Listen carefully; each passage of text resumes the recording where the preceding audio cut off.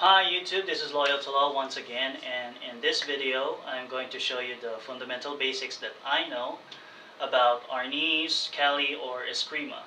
And in this video I'm going to just call it Arnis since I studied the martial art under the name Arnis. Although they're pretty the same, if not really the same, they're similar, they just have different names.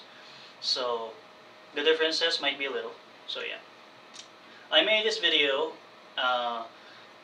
a bit too early because someone has requested, I'm not going to mention that person's name for privacy purposes, that that person wanted me to show some of the fundamental basics that I know about Escrima, Arnis, or Cali. And let's begin. First off, you have to have your own stick. And this stick is roughly 27 inches long. And your stick should not be more than 30 feet, or 30 inches, sorry. It should be less than 30 inches, because if it's more than 30 inches or 30 inches exact, it'll be too long for you to practice your Filipino martial arts stick. And most Filipino martial artist practitioners prefer rattan or bamboo, as like this one, and not any kind of wood, is because when other kinds of wooden sticks break off easily when you hit a couple of times on any kind of target, or when you're practicing Arnis sparring, they break off easily. Whereas bamboo or rattan, they are durable and flexible enough, a little bit, and their flexibility is a good addition because they bend a bit anytime you do some kind of hit, and with that kind of flexibility, it absorbs some of the shock. So first and foremost, you should know your fighting stance, and any kind of martial art has their own fighting stances. Usually you do your fighting stance in a bladed position, as I just changed my position here. My shoulders are in a 45-degree angle, while my head is still, or my eyes are still looking at my assailant. In this demonstration purposes, I'm looking at you, my audience. So my body is in a 45-degree angle, while my eyes or my head is looking at you.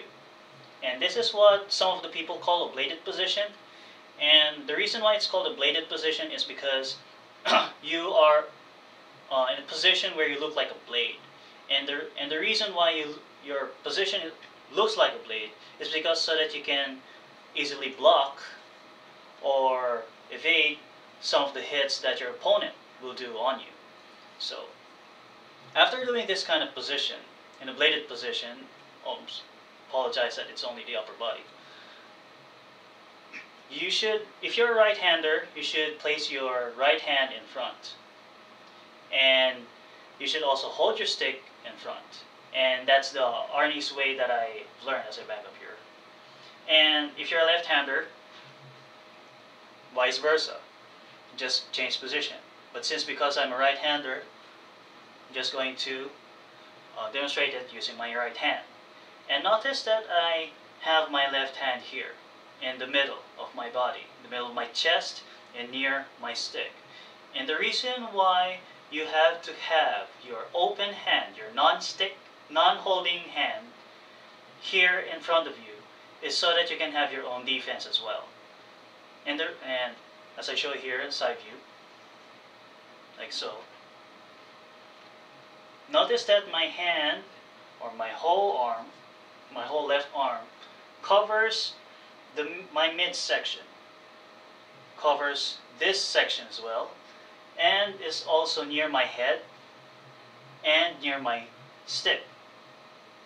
And this is a really, really great defense. And a lot of people will just put their hand down when they hold a stick and say, hey, yeah, I have a stick, I can just hit the guy with it.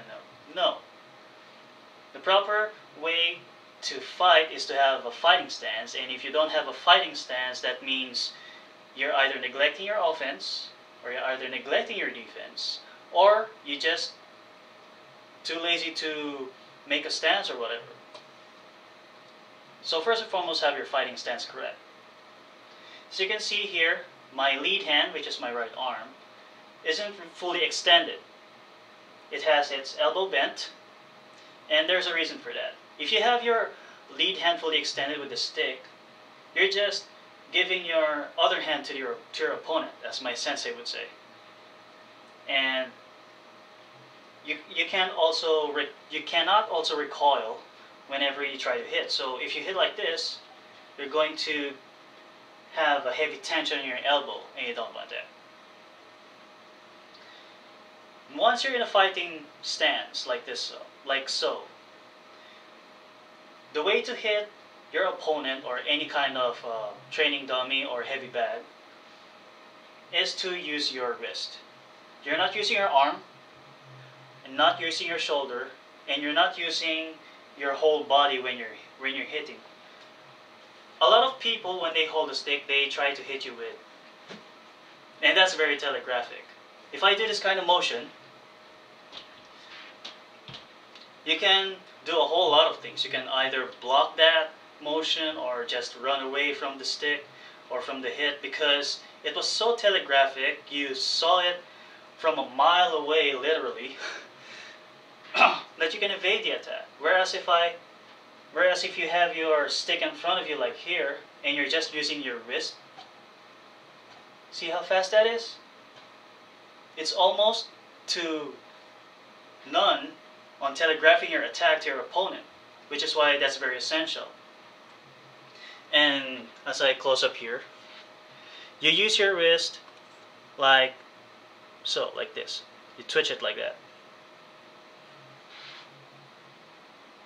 And you're also using your fingers.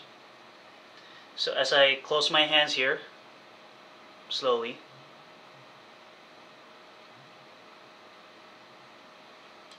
so to use your fingers though, it's kind of it's a bit tricky, but I'll try to explain it in detail. You hold your stick loosely like this, very loose, and I mean loose. See how loose that is? It's not tight, not really making a fist. You're just holding the stick loosely, like so. And when you try to make a fist, see how I yank the stick.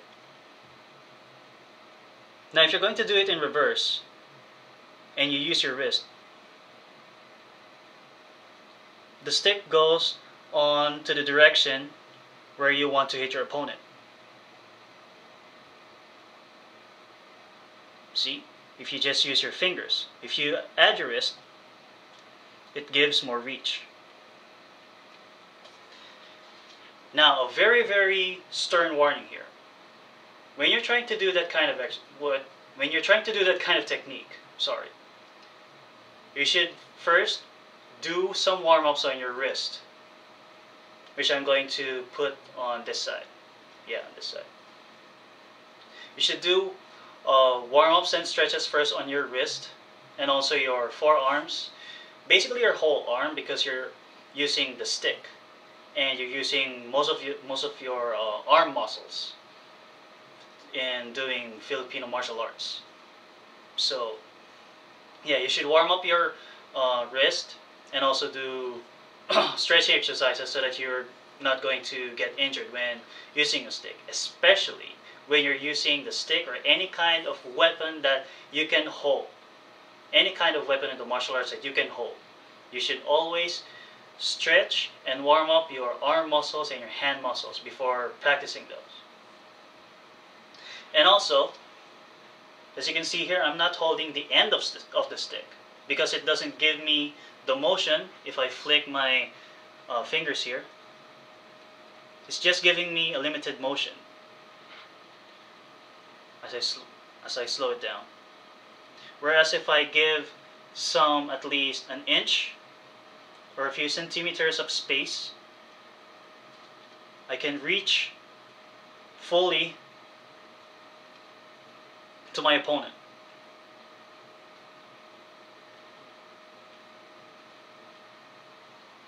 So there you have it.